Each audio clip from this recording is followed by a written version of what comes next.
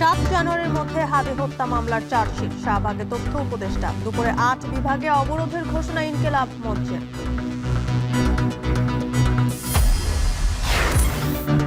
খালেদা জিয়ার অবস্থা অপরিবর্তিত, জানালেন ডাক্তার জাহিদ হোসেন। পায়ের শয্যা পাশে তারেক রহমান। চিকিৎসকদের প্রতি কৃতজ্ঞতা প্রকাশ। শেষ পর্যন্ত জামায়াতের সাথে আসন সমঝোতা হচ্ছে এনসিপির। দাবি 50টি আসন প্রার্থী দেখে বিবেচনার আশ্বাস।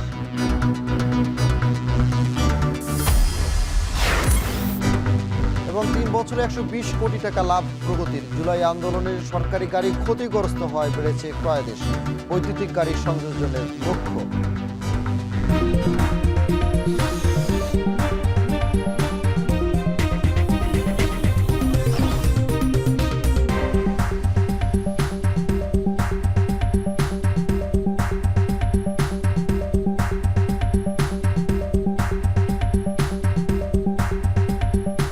স্বাগত এখন সকালে। পুরো আয়োজন আপনাদের সঙ্গে আছে আমরা দুজন। আমি জানসিন জুথিকা, আমি সানি মৃধা। 7 জানুয়ারির মধ্যে হাদি হত্যা মামলার চার্জশিট দেওয়া হবে বলে জানিয়েছেন তথ্য উপদেষ্টা সৈয়দা রিজওয়ান হাসান। শনিবার রাতে শাহবাগে এসে আন্দোলনকারীদের এ কথা জানান তিনি। এদিকে দুপুর 2টায় 8 বিভাগে অবরোধের ডাক দিয়েছে ইনকিলাব মঞ্চ। এর আগে হাদি হত্যার বিচারের দাবিতে শনিবার দ্বিতীয় দিনে উত্তাল হয় শাহবাগ। নতুন কর্মসূচির আগে সাময়িকভাবে গেল রাতেই শাহবাগ ছাড়ে আন্দোলনরতরা। বিস্তারিত জানাচ্ছেন রাজু আহমেদ। ওসমান হাদির মৃত্যুর শোক পাথর হয়ে থাকেনি, বরং রুদ্র রোষে আছড়ে পড়েছে শাহবাগের পিচঢালা রাজপথে। হাদি হত্যার বিচার সহস্র প্রাণের দাবি হয়ে যেন ডানা মেরেছে। স্লোগানের তীব্রতা ছাড়ায় শাহবাগের গণ্ডি। বিচার না পেয়ে রাজপথ না ছাড়ার ঘোষণা দেন আন্দোলনকারীরা। শাহবাগে উপস্থিত যেই শ্রোতা দেখতে পাচ্ছেন, এই উপস্থিত শ্রোতা চাচ্ছে অতি দ্রুত যেহেতু আমরা হাদির বিচার নিয়ে ঘরে ফিরতে চাই। হাদি ভাই যে ইনসাফ চেয়েছে, এই ইনসাফ হাদি ভাই রাখার না, আমাদের সবার। আমরা মুসলিম, এজ এ মুসলিম হিসাবে আমাদের প্রত্যেকটি নাগরিকের দায়িত্ব ইনসাফ প্রতিষ্ঠা করা। আমরা নারীরা ততক্ষণই রাস্তায় থাকবো। আমাদের কেউ কোনো ধরনের হুমকি দিলে বা দেয়াল দিলে তাকে সেখানে দেখে নিব এবং তাকে দেখে নিতে পারবো বলেই আজকে এখানে আসছি এবং থাকবো। শনিবার রাত 11টার দিকে শাহবাগে আসেন তথ্য উপদেষ্টা রিজওয়ান হাসান ও ডিএমপি কমিশনার সাজ্জাদ আলী। আশ্বাস দেন আগামী 10 দিনের মধ্যে হাদি হত্যাকাণ্ডের চার্জশিট দেওয়ার। জানান হাদি হত্যাকারীদের ভারতে পাওয়া গেলে গ্রেপ্তারের আশ্বাস দিয়েছে দিল্লি।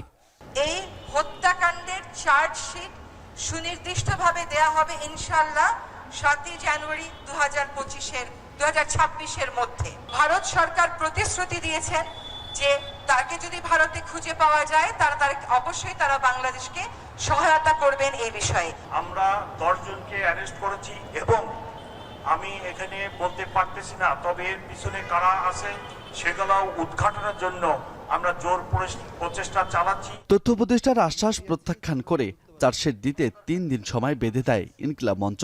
নতুন কর্মসূচি, দেশের 8 বিভাগে সর্বাত্মক অবরোধের ঘোষণা দিয়ে সাময়িক শাহবাগ ছাড়ে সংগঠনটির সদস্য ও সমর্থকরা। সকাল 11টা থেকে বাংলাদেশের 8 বিভাগে অবরোধ কর্মসূচি ঘোষণা করছে। ওসমান হাদির রক্তের সাথে কোনো আপোষ চলবে না। দুপুর 2টা থেকে আবারও শাহবাগে অবস্থান কর্মসূচি পালন করবে ইনকিলাব মঞ্চ।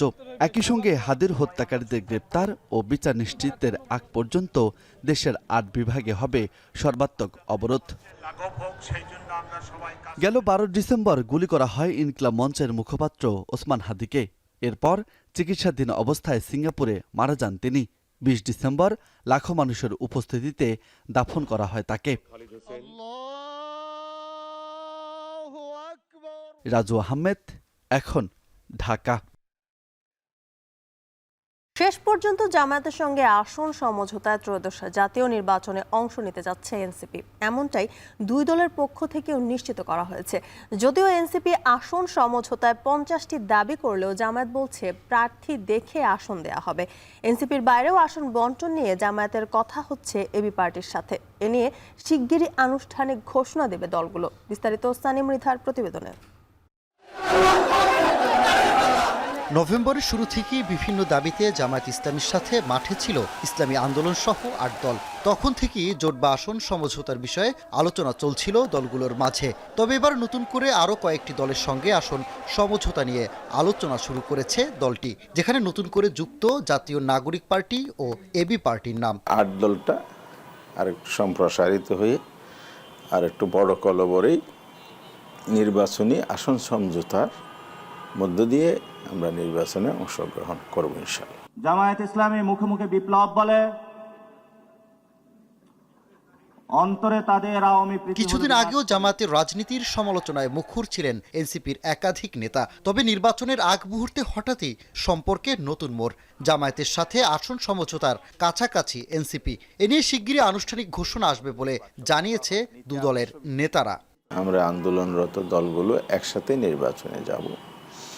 সেই সিদ্ধান্তের প্রেক্ষিতে ৯ তারিখ আমরা আসন বিন্যাস বা সমঝোতা এই আলোচনা শুরু করি। এখনও সেই আলোচনা চলমান। একটা পর্যায়ে এসে আমরা এটা শেষ করছি। আশাবাদী হয়তো আজকালকের মধ্যে এটা ইতি টানতে পারবো।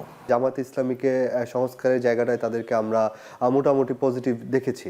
সেই জায়গাটায় জামাত ইসলামের সাথে আমাদের একটি নির্বাচনী জোট কিংবা নির্বাচনী আসন সমঝোতা হতে পারে, এর সম্ভাবনা খুবই তীব্র বলা যায়। আসন সমঝোতা নিয়ে দু দলের এই অগ্রগতির মধ্যেই জামায়াতের সঙ্গে জোট নিয়ে এনসিপির 214 জন কেন্দ্রীয় নেতার মধ্যে আপত্তি জানিয়েছেন 30 জন নেতা। তবে দলটির যুগ্ম আহ্বায়ক জাবেদ রাশিদ মনে করছেন সংখ্যাগরিষ্ঠ নেতারা পক্ষে থাকায় আসন সমঝোতায় প্রভাব পড়বে না। জানান প্রাথমিক পর্যায়ে জামাতের কাছে 50টি আসন চায় এনসিপি। আমাদের এখন পর্যন্ত যদি বলি জামাত ইসলামের সাথে 50টি আসনের মতন বিষয়ে আমাদের আলাপ আলোচনা হচ্ছে। এটি কমতেও পারে, বাড়তেও পারে। এটা আলাপ আলোচনা যেহেতু শুরু হয়েছে, একটা জায়গায় গিয়ে হয়তো থামবে। তবে কত আসনে সমঝোতা হতে পারে সে সংখ্যা নিয়ে স্পষ্ট করেননি জামায়াত নেতা হামিদুর রহমান আজাদ। বলছেন এনসিপির প্রার্থীদের জনপ্রিয়তা বিভিন্ন বিষয় পর্যালোচনা করেই সমঝোতা হবে আসন নিয়ে। আমাদের একটা মূলনীতি আছে, সবার জন্য একই মূলনীতি। সেটা হচ্ছে কাকে কোন জায়গায় আসন দিলে জিতবে।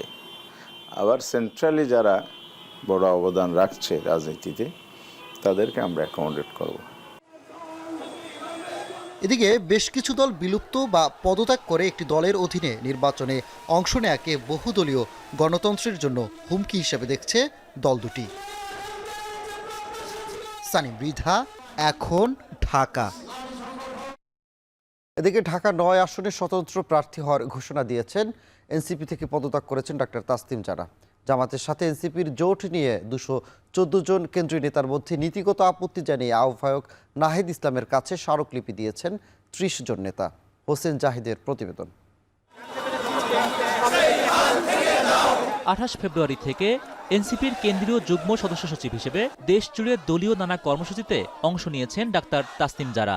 এমনকি আসন্ন নির্বাচনে এনসিপির কেন্দ্রীয় নির্বাচনী পরিচালনা কমিটির গুরুত্বপূর্ণ দায়িত্ব সদস্য সচিব পদেও ছিলেন তিনি। শনিবার সন্ধ্যায় সেসব দায় ও দায়িত্ব থেকে পদত্যাগের ঘোষণা দেন তিনি। নিজের ফেসবুক পোস্টে ডাক্তার জারা লিখেছেন, বাস্তবিক প্রেক্ষাপটের কারণে কোনো নির্দিষ্ট দল বা জোটের প্রার্থী হিসেবে নির্বাচনে অংশগ্রহণ না করার সিদ্ধান্ত নিয়েছেন তিনি। তবে কি সেই প্রেক্ষাপট তা খোলাসা করেননি তিনি। এদিকে গত কয়েকদিন ধরেই জামায়াতের সাথে এনসিপির জোট কিংবা সমঝোতার গুঞ্জন চলছিল। তবে জামায়াতের সাথে এনসিপির জোট নিয়ে নীতিগত আপত্তি জানিয়ে 214 জন কেন্দ্রীয় নেতার মধ্যে 30 জন স্মারকলিপি দিয়েছেন আহ্বায়ক নাহিদ ইসলামের কাছে। জুলাই অভ্যুত্থানের পর জামায়াত ইসলামী ও তাদের ছাত্র সংগঠনের কর্মকাণ্ড সহ 1971 সালের দলটির বিতর্কিত ভূমিকার কারণেই তারা এই ভেটো দিয়েছেন বলে স্মারকলিপিতে উল্লেখ করা হয়েছে। হোসেন জাহিদ, এখন, ঢাকা। বিএনপির চেয়ারপারসন বেগম খালেদা জিয়ার শারীরিক অবস্থা অপরিবর্তিত বলে জানিয়েছেন তার ব্যক্তিগত চিকিৎসক ডাক্তার এজেড.এম জাহিদ হোসেন। শনিবার মধ্যরাতে সংবাদ সম্মেলনে তিনি কথা জানান। এ সময় তিনি আরও বলেন, মেডিকেল বোর্ডের সিদ্ধান্তে আইসিইউতে বেগম জিয়ার চিকিৎসা চলছে। তার শারীরিক অবস্থা আগের মতোই স্থিতিশীল রয়েছে। জানান, শনিবার রাত 9:30টার পর মাকে দেখতে এভারকেয়ার হাসপাতালে আসেন তারেক রহমান। এ সময় চিকিৎসকের প্রতি তারেক রহমান কৃতজ্ঞতা জানান। এছাড়া অন্য রোগীদের চিকিৎসা যেন ব্যাঘাত না ঘটে সে বিষয়ে সতর্ক থাকতে হাসপাতাল কর্তৃপক্ষকে অনুরোধ জানান তিনি।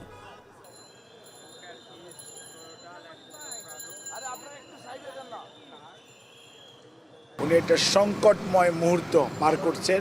যদি আল্লাহ করে উনি চিকিৎসা প্রচেষ্টা এবং আল্লাহর শেষ মেহেরবানিতে উনি যদি এই সংকটটা উতরিয়ে যেতে পারেন আলহামদুলিল্লাহ, তাহলে হয়তো আমরা ভালো কিছু পাবো। চিকিৎসক সহ স্বাস্থ্য অর্থাৎ নার্স, অন্যান্য প্যারামেডিক্স দায়িত্ব পালন করছেন, সেজন্য উনি সবাইকে ধন্যবাদ জানিয়েছেন এবং কৃতজ্ঞতা প্রকাশ করছেন। এই হসপিটালে ভর্তিকৃত রোগীদের চিকিৎসায় যাতে কোনো ধরনের ব্যাঘাত না হয় সেজন্য উনি দলীয় নেতাকর্মীদেরকে আহ্বান জানিয়েছেন। I have a plan, we have a plan. বিএনপির ভারপ্রাপ্ত চেয়ারম্যান তারেক রহমান তার সংবর্ধনা সভায় এই কথাটির দৃঢ়তার সাথে উচ্চারণ করেন। দেশের সকল গণতন্ত্রকামী মানুষকে নিয়ে দেশ গড়ার যে পরিকল্পনা রয়েছে তার মধ্যে 9টি বিষয়কে সর্বাধিক গুরুত্ব দিয়ে কাজ করছেন রাজনৈতিক নেতা ও শিক্ষাবিদ ও গবেষকরা। এর মধ্যে কৃষি নিয়ে কাজ করছেন ডক্টর আব্দুল মাজেদ। তিনি জানান এসব পরিকল্পনা বাস্তবায়নে বাংলাদেশ হবে সুখী সমৃদ্ধশীল। বিস্তারিত মাজিদুর রহমানের প্রতিবেদন। I have a plan for the people of my country, for my country. স্বদেশ প্রত্যাবর্তনের দিন বিএনপির ভারপ্রাপ্ত চেয়ারম্যান তারেক রহমান 17 মিনিটের বক্তব্যে দেশ গড়ার পরিকল্পনার কথা মাথায় নিয়ে বলেছেন উই হ্যাভ এ প্ল্যান। তখন থেকেই আলোচনায় বিষয়টি। আমরা আই হ্যাভ এ প্ল্যান বাস্তবায়ন করতে সক্ষম হব। মূলত বিএনপির 31 দফা থেকে অগ্রাধিকার দিয়ে 9টি বিষয়কে গুরুত্ব দিয়েছে। এ নিয়ে কাজ করছেন একাধিক বিশেষজ্ঞ। এর মধ্যে কৃষি নিয়ে কাজ করছেন ডক্টর আব্দুল মজিদ। তিনি জানান স্বাস্থ্য ও সামাজিক সুরক্ষার বিষয়টি গুরুত্ব দিয়ে ফ্যামিলি কার্ড, কৃষি কার্ড ও ধর্মীয় গুরুদের সম্মানের সাথে বাঁচার নিশ্চয়তা বিধান করতে চায় বিএনপি। নারীকে যদি আমরা স্বাবলম্বী করতে পারি তাহলে আমাদের এই পরিবারের, আমাদের যে বাচ্চারা স্কুলে যায় তাদের স্কুলে যাওয়ার জন্য মা সময় দিতে পারবে, পড়াশোনার পাশাপাশি আমাদের যে সংসারের যে অন্যান্য কাজ, পাশাপাশি ইনকাম জেনারেটিং অ্যাক্টিভিটিস কিছু কাজ যেন তারা করতে পারে। এই জন্য উনি ফ্যামিলি কার্ডের এই বিষয়টি নিশ্চিত করবেন এবং পর্যায়ক্রমে সারা বাংলাদেশের সকল মানুষ এই কার্ডের আওতায় আসবে। প্রাইভেট হাসপাতালগুলো, প্রাইভেট ক্লিনিকের সাথে একটি চুক্তি থাকবে এই পিপিপির আওতায়। এই সাধারণ মানুষগুলোর জন্য সরকারি হাসপাতালের পাশাপাশি প্রাইভেট ক্লিনিক থেকেও এই সেবাটি পায়। এছাড়া শিক্ষা, ক্রিয়া, খাল খনন ও দক্ষ মানব সম্পদ উন্নয়ন নিয়ে ভাবনা রয়েছে পরিকল্পনায়, যা উন্নত দেশ গড়ার সহায়ক হবে।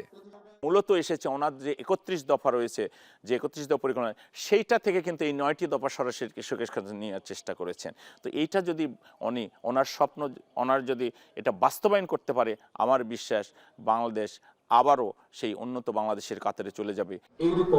দেশ গড়া পরিকল্পনা বাস্তবায়নের জন্য রাজনৈতিক নেতা, শিক্ষাবিদ ও গবেষক সহ 21 সদস্য বিশিষ্ট কমিটি করা হয়। এই কমিটি প্রায় 1 বছর ধরে কাজ করছেন। মানুষকে আমরা এগুলা বুঝবো, অর্থাৎ মাজিদুর রহমান, এখন বগুড়া। জিয়া রহমান ফাউন্ডেশনের আরএফএল ওয়াটার পাম্পের অটো থার্মাল টেকনোলজি, যা বেশি হিটে নষ্ট হয় না, শতভাগ মসৃণ, ব্রাশ ইম্পেলার নিশ্চিত করে অধিক পানির flow. RFL water pump on করলে পানির তুফান। দেশের সরকারি বিভিন্ন শিল্প কারখানা বছর জুড়ে লোকসান করলেও গাড়ি বিক্রি করে লাভের মুখ দেখছে রাষ্ট্রায়ত্ত প্রতিষ্ঠান প্রগতি ইন্ডাস্ট্রিজ। গত 3 বছরে প্রায় 120 কোটি টাকা লাভ করেছে প্রতিষ্ঠানটি। কর্মকর্তারা বলছেন, গত জুলাই আন্দোলনে সরকারি নানা প্রতিষ্ঠানের গাড়ি ক্ষতিগ্রস্ত হওয়ায় বেড়েছে অর্ডার। আগামীতে বৈদ্যুতিক গাড়ি তৈরির স্বপ্ন দেখছে প্রগতি। বিস্তারিত শোয়েব রহমানের প্রতিবেদনে। ইংল্যান্ডের জেনারেল মোটরসের সহযোগিতায় 1966 সালে দেশে যাত্রা শুরু করে সরকারিভাবে গাড়ি তৈরির কারখানা প্রগতি ইন্ডাস্ট্রিজ। সীতাকুণ্ডে অবস্থিত এই কারখানা বর্তমানে বছরে প্রায় 1,500 গাড়ি বাজারজাতে সক্ষম। মিৎসুবিশি, ইসুজু, নিশান সহ বেশ কিছু নামিদামি ব্র্যান্ডের গাড়ি সংযোজিত হয় এখানে। প্রতিষ্ঠানটি মূলত সচিবালয়, প্রশাসন, আইনশৃঙ্খলা বাহিনী সহ সরকারি নানা দপ্তরে গাড়ি সরবরাহ করে। দেশে যে কয়টি সরকারি প্রতিষ্ঠান লাভ করছে তার একটি এ প্রগতি। তবে করোনা মহামারী, রাশিয়া ইউক্রেন যুদ্ধ, দেশের ডলার সংকট মিলিয়ে সরকারি গাড়ি ক্রয়ে বেশ কয়েকবার নিষেধাজ্ঞা দেয়ায় সাম্প্রতিক সময়ে কমেছে প্রগতির মুনাফা। 2022-23 অর্থ বছরে প্রতিষ্ঠানটি লাভ করে 4.5 কোটি টাকা, পরের বছর 72 কোটি টাকা, সবশেষ অর্থ বছরে 45 কোটি টাকা। তবে এবার ঘুরে দাঁড়ানোর স্বপ্ন দেখছে রাষ্ট্রায়ত্ত গাড়ি সংযোজনকারী একমাত্র প্রতিষ্ঠানটি। জুলাই অভ্যুত্থানে সরকারের বহু গাড়ি ক্ষতিগ্রস্ত ও ধ্বংস হয়েছে, ফলে বিভিন্ন দপ্তরে নতুন গাড়ির প্রয়োজন দেখা দিয়েছে। ডলার সংকটও অনেকটাই কাটিয়ে উঠেছে বাংলাদেশ। সব মিলিয়ে আশাবাদী কর্মকর্তারা। আমরা পুলিশের, আমরা জুডিশিয়ারির, আমরা বিভিন্ন সরকারি প্রতিষ্ঠানে এবার প্রচুর পরিমাণে আমরা চাহিদা পেয়েছি।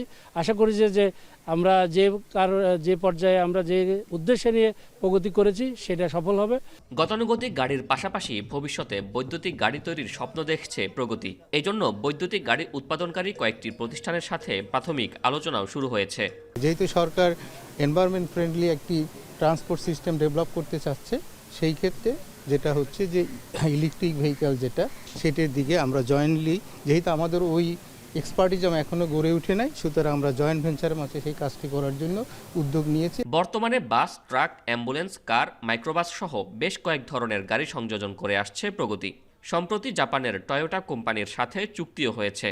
তবে গেল 60 বছর ধরে গাড়ি সংযোজনের কাজ করলেও এখনও নিজেদের কোনো গাড়ির ব্র্যান্ড দাঁড় করাতে পারেনি প্রগতি। প্রতিষ্ঠানটি এখনও সে পর্যায়ে সক্ষমতা অর্জন করেনি বলে মনে করছে শিল্প মন্ত্রণালয়। অ্যাসেম্বলির পাশাপাশি আমরা নিজেরা যাতে তৈরি করতে সক্ষম হই, ইঞ্জিন তৈরি করা সহ অন্যান্য বিষয়গুলো, সেগুলো আমরা করার চেষ্টা করছি। ইভেন এরকমও চেষ্টা করছি যে আমরা ইঞ্জিন বাইরে থেকে নিয়ে এসে আমরা এখানে নিজেদের বডি বা অন্যান্য যে সমস্ত কার্যক্রম আছে সেগুলো অ্যাসেম্বল করে আমরা নিজেরাই ব্র্যান্ড তৈরি করব। Every customer is our partner, and as much as possible we want to deliver the best sales, best service and best spare parts as much as possible. 2024-25 অর্থ বছরে মোট 270টি গাড়ি বিক্রি করেছে প্রগতি। এর আগের বছর বিক্রি হয়েছিল 433 কোটি টাকার 543টি গাড়ি। শোয়েব রহমান, এখন চট্টগ্রাম।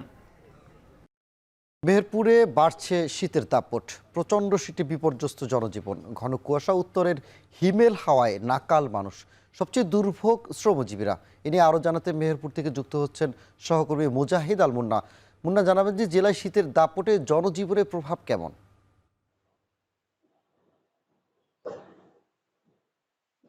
সানি, আপনাকে জানিয়ে রাখি, বরাবরের মতোই কিন্তু মেহেরপুর প্রচন্ড শীত প্রবণ এলাকা। গত কয়েক বছর ধরেই কিন্তু মেহেরপুরে শীতের দাপট আমরা দেখতে পাচ্ছি। চলিত মৌসুমেও কিন্তু মেহেরপুরে সর্বনিম্ন তাপমাত্রা 9 ডিগ্রিতে নেমেছে। এছাড়াও প্রতিদিনই কিন্তু 10, 11 বা সর্বোচ্চ 12-13-র মধ্যে কিন্তু মেহেরপুরের তাপমাত্রা সীমাবদ্ধ থাকছে। এর পাশাপাশি শীতের বেশিরভাগ দিনই কিন্তু দিনভরই কুয়াশার দাপট থাকছে, সাথে উত্তরের হিমেল হাওয়া জনজীবনকে একেবারে অতিষ্ঠ করে তুলেছে। আমি যদি আজকের কথা বলি, আজ সকাল 6টায় মেহেরপুর চুয়াডাঙ্গা যে আঞ্চলিক আবহাওয়া অফিস, তারা মেহেরপুর এবং চুয়াডাঙ্গা এই অঞ্চলের সর্বনিম্ন তাপমাত্রা রেকর্ড করেছে 13 ডিগ্রি সেলসিয়াস। সেই সাথে বাতাসের আর্দ্রতা ছিল 96%, অর্থাৎ অতিরিক্ত যে হাওয়া সেটা কিন্তু আমরা বেশ টের পাচ্ছি। আমরা এই যে দাঁড়িয়ে থাকছি, এর মধ্যেও কিন্তু প্রচন্ড বাতাস আমাদেরকে একেবারেই জরাজীর্ণ করে তুলছে। আমি মেহেরপুরের কয়েকজন শ্রমজীবী মানুষের সাথে সকালে কথা হয়েছে, তারা আমাকে জানিয়েছেন তারা বাড়ি থেকে যখন বের হয়েছে কাজের উদ্দেশ্যে, তখন কিন্তু কেউ কেউ বাইকে বা কেউ কেউ ভ্যানে করে কাজে এসেছে। সবাই কিন্তু অতিরিক্ত বাতাসের ফলে তারা কিন্তু এক ধরনের দুর্ভোগের মধ্যে পড়ে গেছে। আবার অনেকে অতিরিক্ত শীতের কারণে কাজে কিন্তু আসতেও পারেনি, অর্থাৎ প্রতিদিন যে পরিমাণ শ্রমিক আমরা দেখতে পাই তার কিন্তু অর্ধেক শ্রমিকও কিন্তু গত কয়েকদিন ধরে আমরা দেখতে পাচ্ছি না। এর পাশাপাশি যারা রিক্সা চালক, ভ্যান চালক, তারা আমাকে জানিয়েছেন যে অতিরিক্ত শীতের কারণে স্বাভাবিক সময়ের চাইতে কিন্তু রাস্তাঘাটে মানুষজনের উপস্থিতি একেবারেই কম, তাই তাদের কিন্তু ঠিক মতো ভাড়া হচ্ছে না, যার ফলে তাদের কাছে কিন্তু দিন চালানো হয়ে যাচ্ছে বড় চ্যালেঞ্জের বিষয়।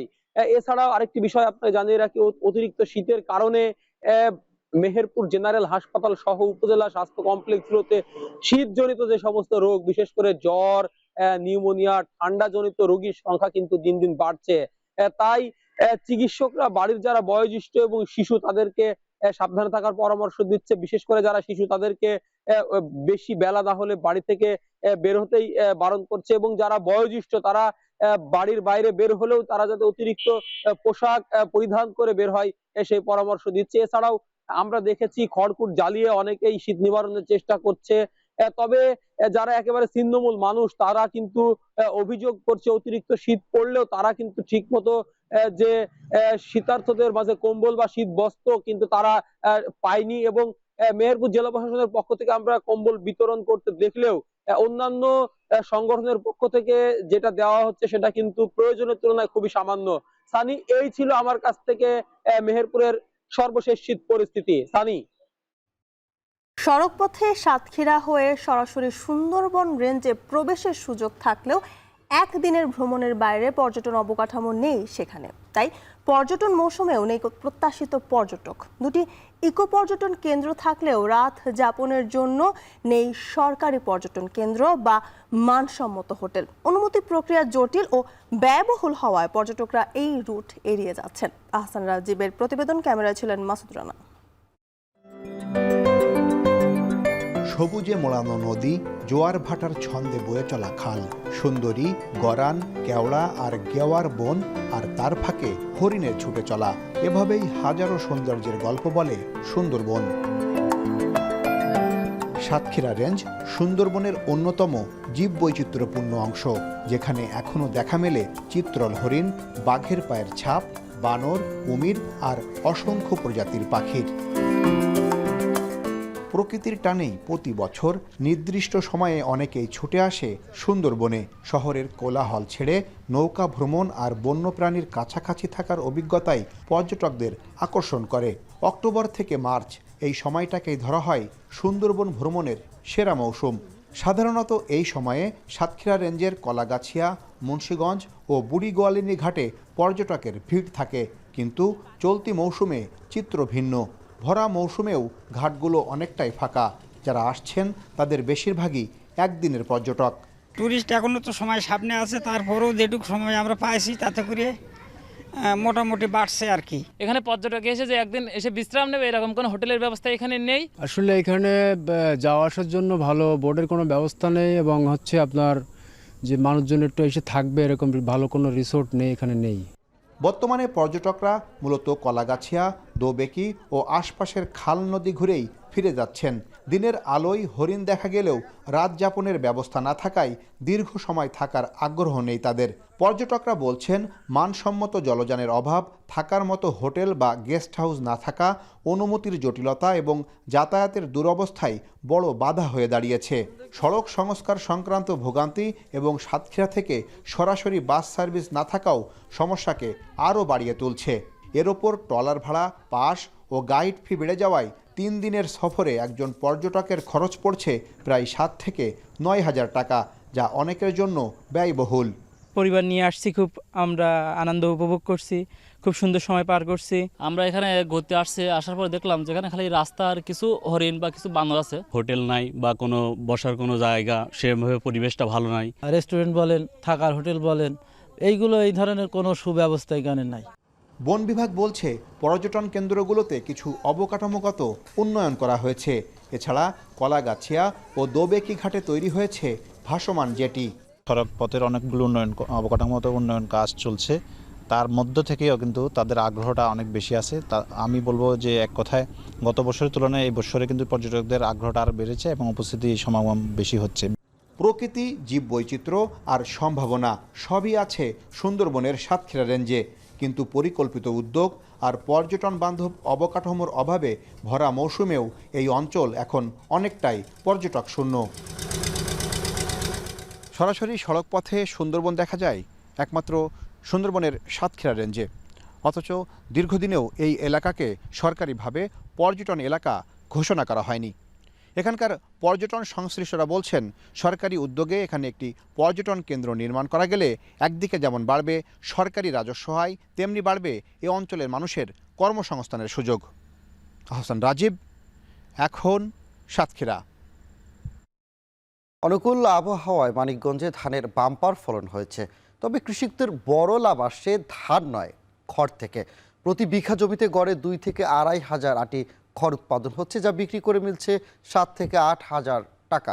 কৃষি বিভাগের হিসেবে এই মৌসুমে মানিকগঞ্জে ধানের খড় বিক্রি করেই আয় হতে পারে 100 কোটি টাকার বেশি। বিস্তারিত আসাদ জামানের প্রতিবেদনে। চলতি আমন মৌসুমে মানিকগঞ্জের ৭টি উপজেলায় ২ ধরনের ধানে এসেছে ভালো ফলন।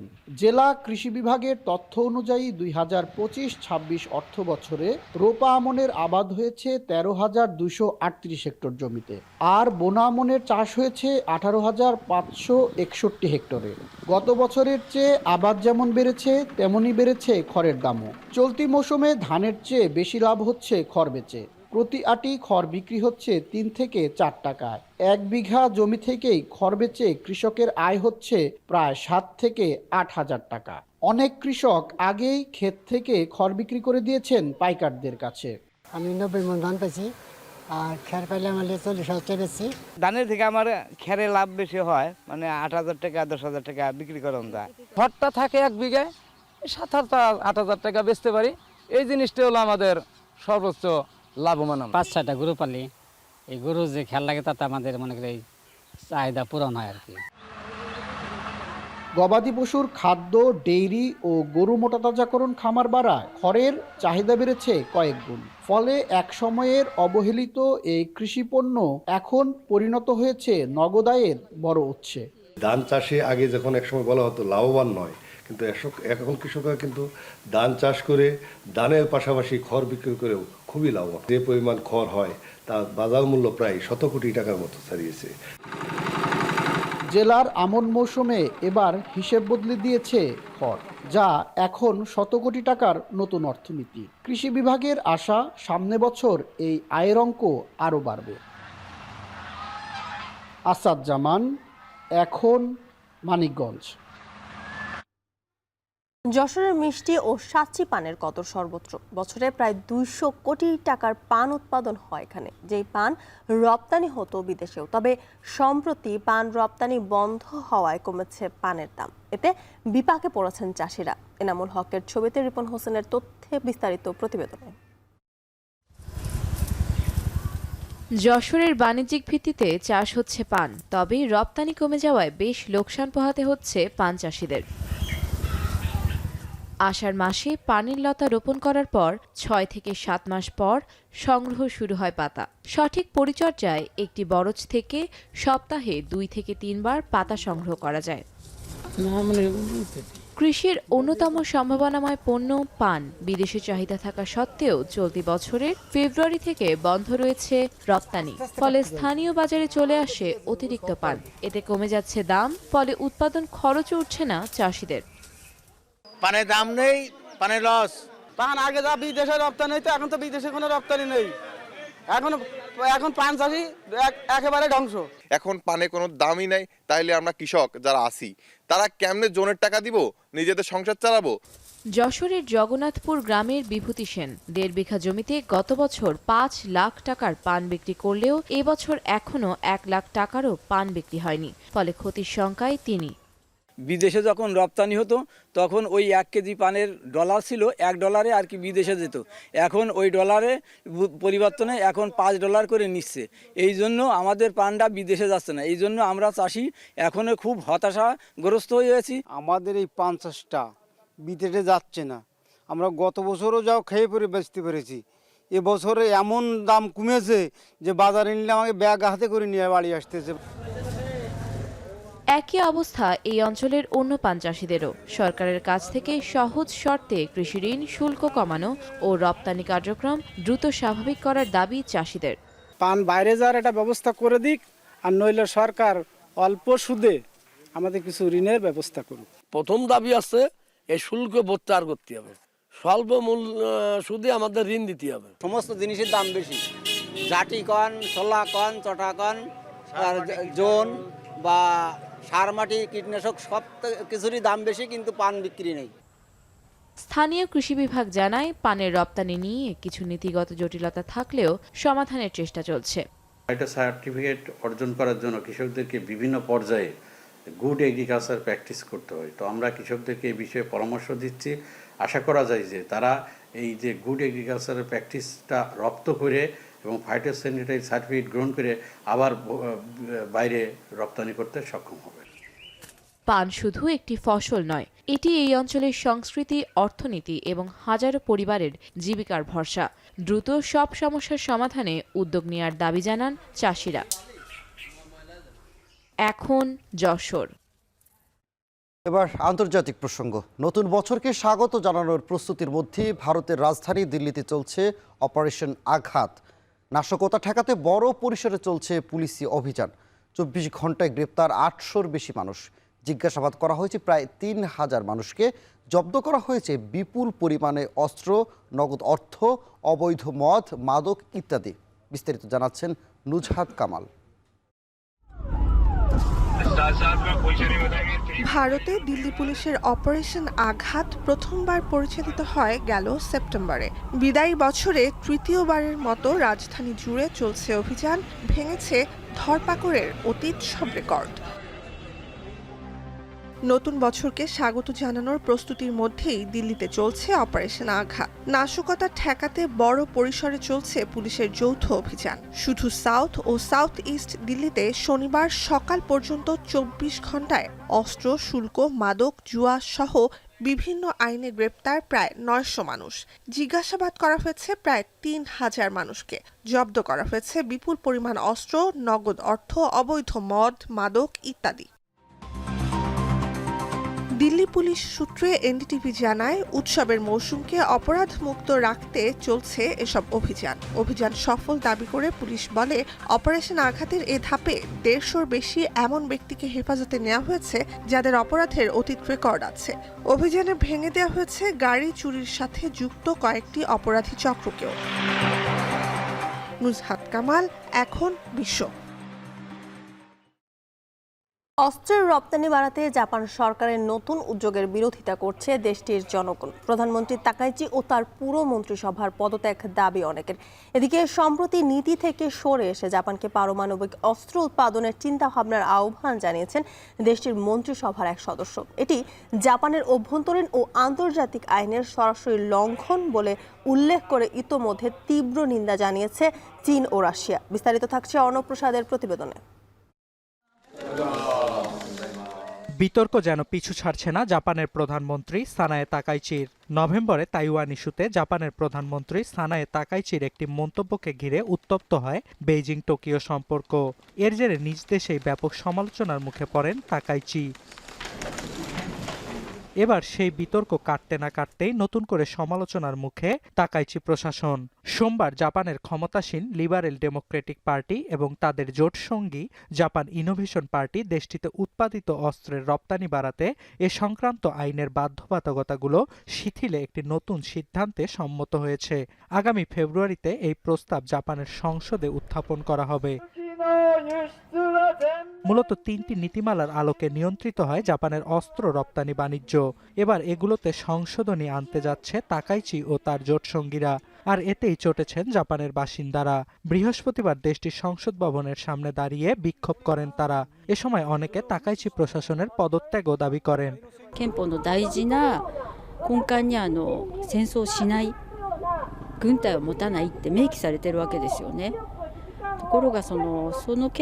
最高法規である憲法がありながらもやっぱ憲法9条の理念を具体的に形にしたものですから、それを維新が憲法9条と武器輸出禁止は関係ないというのは事実としても間違ってるし、認識として非常に問題が大きいと思います。এছাড়া চীনের সঙ্গে ক্রমবর্ধমান উত্তেজনার মুখে আগামী অর্থ বছরের জন্য 9 ট্রিলিয়ন ইয়েনের রেকর্ড প্রতিরক্ষা বাজেট অনুমোদন করেছে জাপানের মন্ত্রিসভা। তবে এটি কার্যকরে আগামী মার্চে সংসদ সদস্যদের অনুমোদনের প্রয়োজন। শুধু প্রতিরক্ষা বাজেট বাড়ানো বা অস্ত্রের রপ্তানি বাড়ানোর উদ্যোগেই সীমাবদ্ধ থাকেনি তাকাইচি প্রশাসন। সম্প্রতি জাপানের মন্ত্রিসভার এক সদস্য দেশটির অপারমাণবিক নীতি নতুন করে পর্যালোচনার আহ্বান জানান। তবে সরকারের অন্যান্য পদক্ষেপের মতো এটিকেও ভালোভাবে নেয়নি জাপানের জনগণ। 1945 সালে হিরোশিমা ও নাগাসাকিতে ভয়াবহ পারমাণবিক হামলার শিকার হয় জাপান। এ কারণে 1967 সালে দেশটির সংসদ শান্তির বাণীকে প্রাধান্য দিয়ে 3টি অপারমাণবিক নীতি গ্রহণ করে। এর আওতায় দেশটিতে পারমাণবিক অস্ত্র উৎপাদন, মজুত ও প্রবেশের ওপর নিষেধাজ্ঞা রয়েছে। এছাড়া কায়রো ও পটসডাম ঘোষণাপত্র ও 1972 সালের জাপান চীন যৌথ বিবৃতি অনুযায়ী জাপানে পারমাণবিক অস্ত্র শিল্পের মতো বিধ্বংসী শিল্পের বিস্তার নিষিদ্ধ করা হয়েছে। তাই পারমাণবিক অস্ত্র নিয়ে জাপানকে সাম্প্রতিক উচ্চাভিলাষ পরিত্যাগের দাবি চীন ও রাশিয়ার। অর্ণব প্রসাদ, এখন বিশ্ব। কাজ হোক যাই সাথে এক্সপার্ট চাই, না টাইট লুজ যদি করতে হয় তবে এক্সপার্ট টুলসেই নিশ্চিত জয়। এক্সপার্ট হার্ডওয়্যার টুলস, সকল কাজের এক্সপার্ট সমাধান। নাইজেরিয়ায় বিমান হামলার পর ট্রাম্প এটাকে খ্রিস্ট ধর্মাবলম্বীদের হত্যার প্রতিশোধ বলে দাবি করলেও ক্ষতিগ্রস্ত বাসিন্দারা বলছেন হত্যা তো দূরের কথা, এই অঞ্চলে কখনোই খ্রিস্ট ধর্মাবলম্বীদের উপর হামলাই হয়নি, সেখানে কখনোই ইসলামিক স্টেট বা আইএসের ঘাঁটি ছিল না বলেও দাবি তাদের। মুসলিম সংখ্যাগরিষ্ঠ এলাকায় ওই আক্রমণ ঘিরে তৈরি হয়েছে নানা প্রশ্ন। সতীর্থ কর্মকার জানাবেন বিস্তারিত। সন্ত্রাসীদের জন্য এটাই হবে ক্রিসমাসের উপহার। নাইজেরিয়ায় ইসলামিক স্টেটের ঘাঁটিতে হামলার দাবি করে এমনটাই বলেছিলেন মার্কিন প্রেসিডেন্ট ডোনাল্ড ট্রাম্প, কিন্তু ছবিতে দেখা যাচ্ছে ভিন্ন কিছু।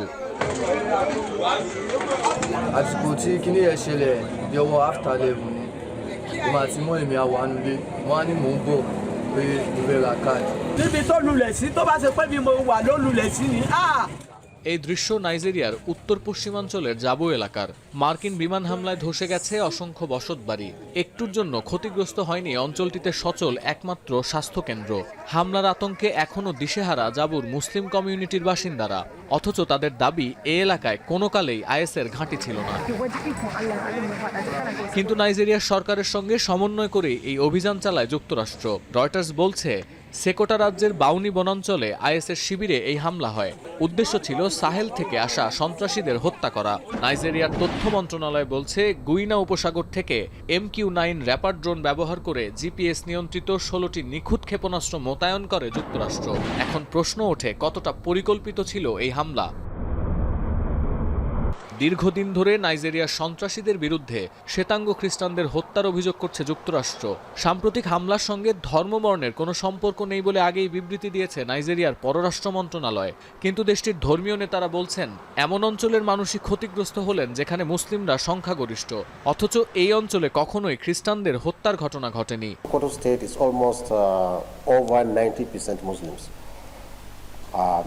In fact, there was never any incident of persecution of Christians in Sokoto State. You see an irony whereby where the real issue is, Sokoto became first target of. আর নিরাপত্তা বিশ্লেষকদের দাবি Boko Haram কিংবা is গহীন জঙ্গলের কোথায় তাদের ঘাঁটি স্থাপন করেছে এ তথ্য চাইলেই বের করা সম্ভব ছিল, অথচ হামলার স্থান ও লক্ষ্যবস্তু নিয়ে সচেতন ছিল না যুক্তরাষ্ট্র। ISIS is going to be attacked, then the attack should be in the northeast and in Sambisa forest. Even in the northeast, it shouldn't be in a particular community. In Sambisa forest, that is where the location of the Boko Haram and the ISWAPs are. That is their concentration. গেল নভেম্বরে নাইজেরিয়ায় আইএসের বিরুদ্ধে হামলার প্রস্তুতি নেওয়ার নির্দেশ দেন Donald Trump. মার্কিন সেনা হত্যার জেরে গেল সপ্তাহে সিরিয়ায় আইএসের ঘাঁটিতে হামলা চালায় যুক্তরাষ্ট্র। এখন নাইজেরিয়ার সাম্প্রতিক হামলা কি আইএস বিরোধী অভিযান নাকি অন্য কিছু, সে প্রশ্ন থেকেই যাচ্ছে। সতীর্থ কর্মকার, এখন বিশ্ব। মিয়ানমারের সাধারণ নির্বাচনের প্রথম ধাপের ভোট গ্রহণ আজ। স্থানীয় সময় সকাল 6টা থেকে শুরু হয়েছে ভোট গ্রহণ। প্রথম ধাপে জান্তা নিয়ন্ত্রিত ইয়াঙ্গুন মান্দালয় ও রাজধানীর নেইপিদের নির্বাচনী এলাকায় ভোট গ্রহণ অনুষ্ঠিত হবে। ভোট উপলক্ষে শনিবার রাতভর নির্বাচনী এলাকা ও পোলিং স্টেশনগুলোতে টহল দিয়েছেন নিরাপত্তা কর্মীরা। রাস্তার মোড়ে মোড়ে চেকপয়েন্ট বসিয়েছে জান্তা সরকার। এবারে নির্বাচনে অংশ নিচ্ছে নিবন্ধিত 57টি দল, কিন্তু এসব দলের অধিকাংশই সামরিক বাহিনীর সঙ্গে সম্পর্কিত বলে উল্লেখ করেছে আন্তর্জাতিক গণমাধ্যম। এর মধ্যে জান্তা সমর্থিত ইউনিয়ন সলিডারিটি অ্যান্ড ডেভেলপমেন্ট পার্টিকে এগিয়ে রাখা হচ্ছে। নির্বাচন ঘিরে আগে থেকে তেমন কোনো প্রচারণা বা আমেজ দেখা যায়নি। দ্বিতীয় ধাপের ভোট গ্রহণ 11 জানুয়ারি। প্রথম ও দ্বিতীয় ধাপে 330টি প্রশাসনিক এলাকার মধ্যে 202টিতে ভোট হওয়ার কথা, আর তৃতীয় ধাপে 63টি টাউনশিপে ভোট অনুষ্ঠিত হবে। নির্বাচনকে বাধাগ্রস্ত করার অভিযোগে এখনো পর্যন্ত প্রায় 200 শতাধিক ব্যক্তিকে আটক করেছে জান্তা।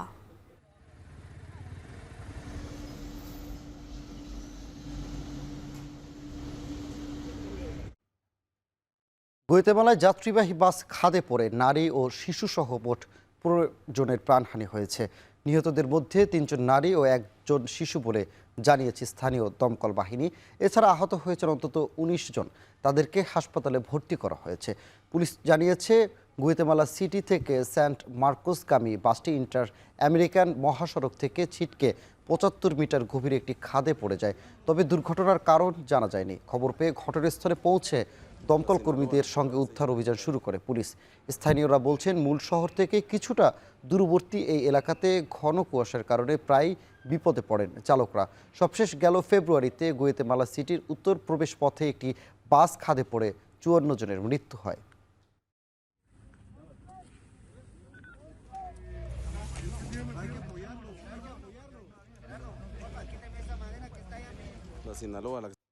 দিনভর অনুশীলন করে ক্লান্ত শরীরে মিলছে না পানি। ঢাকা ওয়াসা থেকে আসা পানির সরবরাহের পাইপ মাঝে মাঝেই উধাও, নেই নিরাপত্তার যথাযথ ব্যবস্থা। এমন পরিস্থিতির মাঝে চলছে ব্যাডমিন্টন, বক্সিং এবং টেবিল টেনিস ফেডারেশনের কার্যক্রম আর খেলোয়াড়দের প্রস্তুতি। বেহাল তাজউদ্দিন আহমেদ ইনডোর স্টেডিয়াম নিয়ে জুবায়ের আহমেদের প্রতিবেদন। বিশাল অডিটোরিয়াম জুড়ে ৬০ এসি। ২০১০ সালের এসএ গেমস আয়োজনের স্মারক হয়ে আছে এই নষ্ট শীতাতপ নিয়ন্ত্রণ ব্যবস্থা। শহীদ তাজউদ্দিন ইনডোর স্টেডিয়ামের বেহাল চিত্রের সামান্য অংশ এটি। পাশেই মোহাম্মদ আলী বক্সিং স্টেডিয়াম। পাশাপাশি থাকা এই ৩ ফেডারেশন যেন সংকটের খনি। টেবিল টেনিসের পদকজয়ী তারকা খই খই মারমা এখন টেলিভিশনে তুলে ধরলেন নানা সংকটের কথা। মাঝে মাঝে খাবারের সমস্যা, তারপরে পানির সমস্যা হয়। এমন হয় যে সারাদিন পানি থাকে না, আমরা প্র্যাকটিস করে আসি কিন্তু পানি পাই না, এরকম সমস্যার এখানেই শেষ না। টেবিল টেনিসের তারকাদের থাকার জায়গাও ঠিক কতটা খেলোয়াড় বান্ধব সেটাও এক প্রশ্ন। সরেজমিনে গিয়ে দেখা যায় ফেডারেশনের বেশ কিছু রুমে সূর্যের আলো আসে না। সেই সঙ্গে কমপ্লেক্সের এসি নষ্টের সুবাদে ভ্যাপসা আবহাওয়া খেলোয়াড়দের প্রতিদিনের সঙ্গী।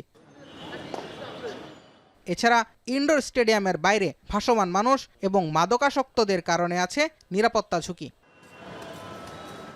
এসব বিষয়ে জানতে যোগাযোগ করা হয় ২ ফেডারেশনের কর্তা ব্যক্তিদের সঙ্গে। দুজনের কণ্ঠেই মিলল আশ্বাসের সুর।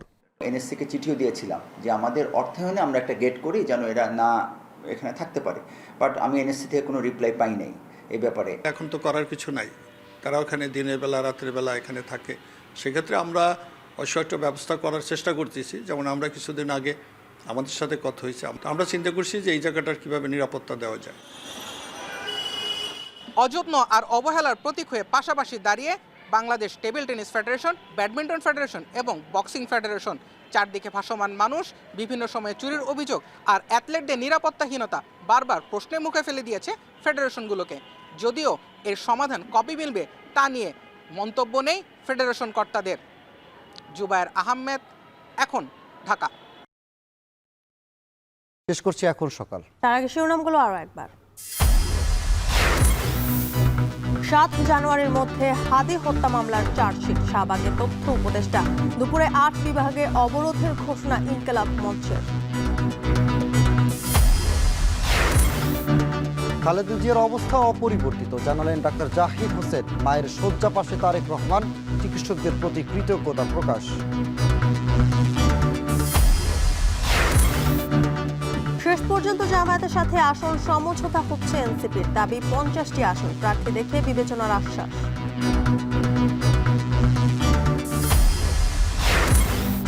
এবং ৩ বছরে ১২০ কোটি টাকা মুনাফা করলেও বিদেশি গাড়ি সংযোজনই আটকে আছে প্রগতি। নিজস্ব ব্র্যান্ড না থাকলেও লক্ষ্যে এবার বৈদ্যুতিক গাড়ি।